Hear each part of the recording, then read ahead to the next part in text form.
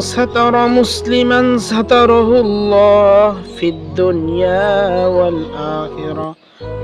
নবীজি সাল্লাল্লাহু আলাইহি ওয়াসাল্লাম বলেছেন, যে ব্যক্তি কোনো মুসলমানের দোষ গোপন রাখিল, আল্লাহ তাআলা কিয়ামত দিবসে তার দোষ গোপন রাখবেন। সুবহানাল্লাহ। আমরা দেখা যায় দুনিয়ার মাঝে মানুষের দোষ ছড়াইয়ে দেই, গীবত করি, শিকায়েত করি। এই গীবত শিকায়েতের মাধ্যমে, পরনিন্দার মাধ্যমে আমরা কিন্তু মানুষের দোষ ছড়াইয়ে দিই, দোষকে মানুষের মাঝে ছড়িয়ে দিই।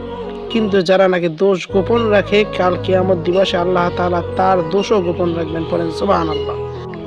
কিয়ামত দিবসে এমন হবে, অনেকেই তার নিজের আমল নামাকে চিনতে পারবে না, বলবে ইয়া রাব্বাল আলামিন, এই আমল নামা তো আমার না, এই আমল নামা অন্যজনের। তখন আল্লাহ তাআলা বলবেন, কেন তোমার আমল নামাকে তুমি অস্বীকার করতেছো? তখন আল্লাহ তাআলার কাছে বলবে, ইয়া রাব্বাল আলামিন, আমি যে কতটা পাপী, আমি যে কতটা পাপিষ্ঠ, আমি যে কতটা ঘৃণিত, আমি যে কতটা গুনাহগার বান্দা, আমি ছাড়া আর কেউ জানে না, আর আপনি ছাড়া কেউ জানেন না।